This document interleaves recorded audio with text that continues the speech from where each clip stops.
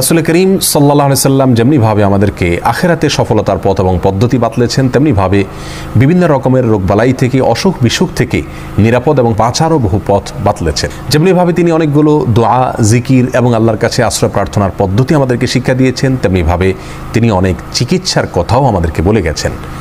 আর আল্লাহ তাআলা তার প্রসঙ্গে বলেছেন, মা ইয়ানতিকু আনিল হাওয়া ইন হুয়া ইল্লা ওয়াহয়ুন ইউহা। তিনি নিজে থেকে কিছুই বলেন না, তিনি যাই বলেন তা আল্লাহর পক্ষ থেকে প্রাপ্ত ওহীর ভিত্তিতেই বলে থাকেন।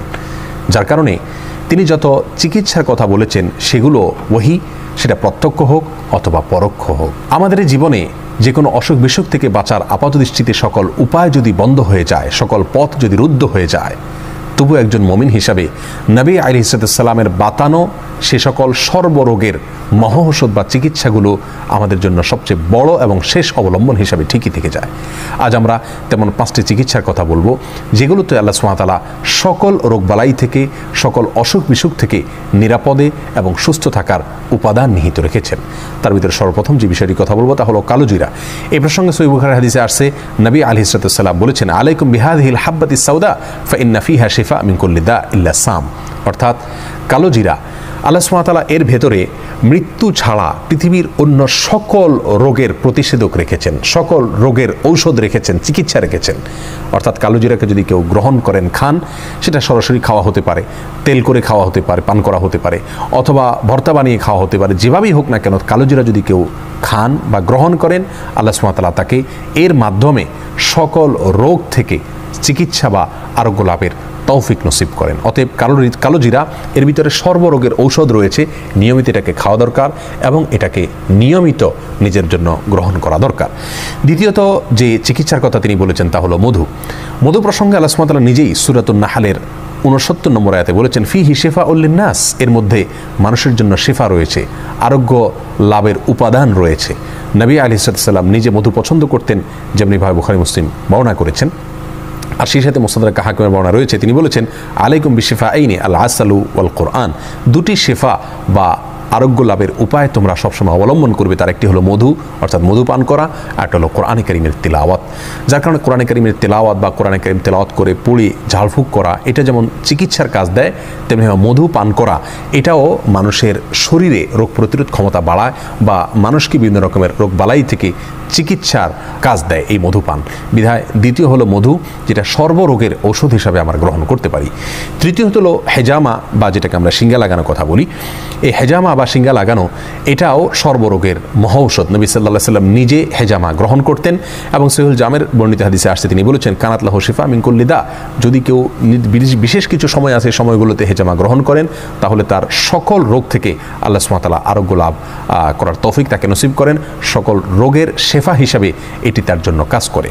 তাহলে তৃতীয় নম্বর হলো হেজামা বা শিঙ্গা লাগানো। 4 নম্বর হলো জমজমের পানি পান করা। জমজমের পানি প্রসঙ্গে সহিহ মুসলিম হাদিসে আসছে, নবী আলাইহিস সালাম বলেছেন, শিফা ও সাকামিন, অর্থাৎ জমজমের পানি এটা রোগের জন্য ঔষধ। এখানে কমনভাবে তিনি বলেছেন, সাধারণভাবে বলেছেন, তার মানে সকল রোগের জন্য ঔষধ এই জমজমের পানি। অনেক বর্ণনায় আসছে, মা ও জমজম লিমা শুরিবা লাহ, অর্থাৎ জমজমের পানি যে উদ্দেশ্যে পান করা হয়, কোনো রোগ বালাই থেকে বাঁচার জন্য যদি উদ্দেশ্যে পান করা হয়, আল্লাহ সুবহানাহু ওয়া তাআলা সেই উদ্দেশ্য পূরণ করেন, অর্থাৎ তাকে আরোগ্য নসিব করেন।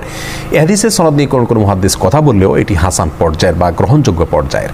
তাহলে জমজমের পানি এটাও সর্বরোগের একটি মহৌষধ, সর্বরোগের একটি কমন চিকিৎসা এবং নববী চিকিৎসার মধ্য থেকে একটি হলো জমজমের পানি। আমি ব্যক্তিগতভাবে এমন কয়েকজন লোককে চিনি যাদের বিভিন্ন দুরারোগ্য ব্যাধি ছিল এবং সে সমস্ত ব্যাধি থেকে আত্মরক্ষার জন্য, চিকিৎসার জন্য তারা পৃথিবীর যত চিকিৎসা হতে পারে তার সবগুলো তারা গ্রহণ করেছেন, কিন্তু সকল চিকিৎসাই ব্যর্থ হয়েছে। এমত পর্যায়ে তারা জমজমের পানিকে নিয়মিত পান করেছেন। আল্লাহ সুবহানাহু ওয়া তাআলা তাদেরকে অলৌকিকভাবে সুস্থতার নেয়ামত নসিব করেছেন। অতএব জমজমের পানি এটাও সর্বরোগের একটি কমন মহৌষধ। 5 নম্বর হলো আজোয়া খেজুর। আজোয়া এক প্রকারের খেজুর বিশেষ।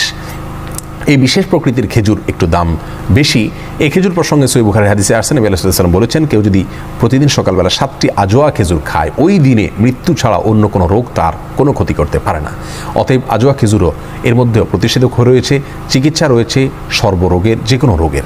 প্রিয় দর্শক, আবারও এক নজর আমরা জানি, 1 নম্বর হলো কালোজিরা, 2 নম্বর হলো মধু, 3 নম্বর হলো শিঙ্গা লাগানো, 4 নম্বর হলো জমজমের পানি পান করা, আর 5 নম্বর হলো আজোয়া খেজুর খাওয়া। এর প্রত্যেকটার ভিতরেই আল্লাহ সুবহানাহু ওয়া তাআলা অলৌকিকভাবে চিকিৎসা রেখেছেন, আল্লাহ সুবহানাহু ওয়া তাআলা আরোগ্য লাভের উপাদান রেখেছেন। বিধায় যে কোনো দুরারোগ্য ব্যাধি থেকে বাঁচার জন্য অথবা আত্মরক্ষার জন্য, চিকিৎসার জন্য, আরোগ্য লাভের জন্য আমরা এই উপায়গুলো অবলম্বন করলে আল্লাহ সুবহানাহু ওয়া তাআলা আমাদেরকে রক্ষা করবেন এবং হেফাজত রাখবেন।